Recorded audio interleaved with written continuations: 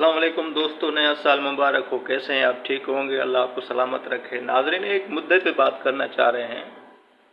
बात यह है कि सिंध में प्रेस क्लब इतनी क्यों खुल गई हैं, उसकी वजह क्या है?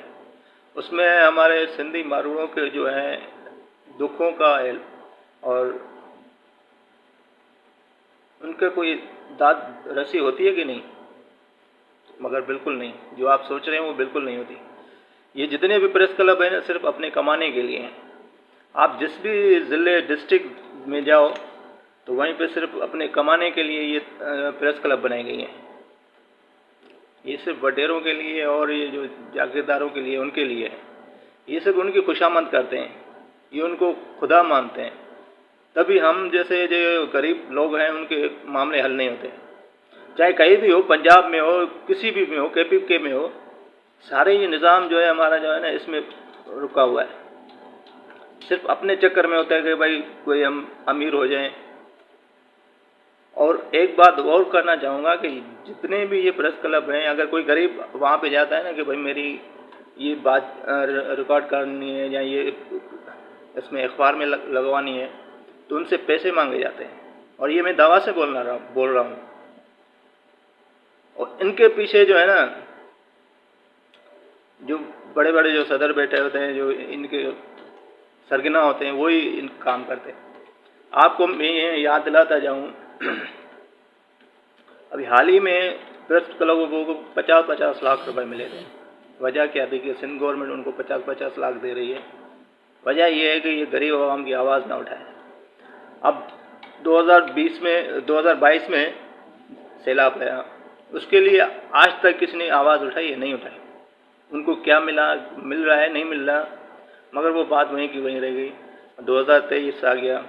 अल्लाह करे कि हमारे जो सिंधी मारूड़े हैं, जो गरीब हैं, आवाम हैं, जैसे हम जैसे हैं, उनकी कोई दाद रसी हो जाए। अब सिंध हुकूमत ने तो बोला है कि हम 3-3 लाख हम उनको देंगे कि वो मकान बनाएं। 3 लाख में क्या बनता है? कुछ नहीं बनता। ये ज़रा सोचने की बात है और ये बिल्कुल मुद्दे की बात है।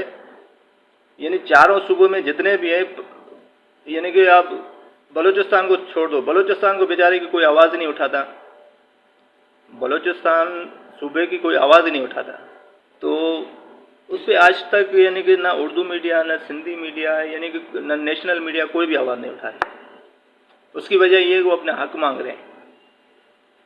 ये मैं कहना चाहूँगा, जो सिंध में प्रेस क्लब खोली गई है ना, ये सिर्फ अपने कमाने के लिए हैं और कोई वजह नहीं है।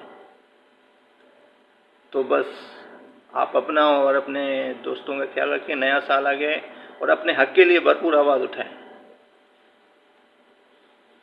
बाकी ये जितने भी मेंबर शैम्बर, ये जितने भी प्रेस क्लब के अब ना कराएं तो अच्छी बात है। ये जितने यानी आपके सिंधी चैनल आवाज़ नहीं उठाते, आप वो पता है?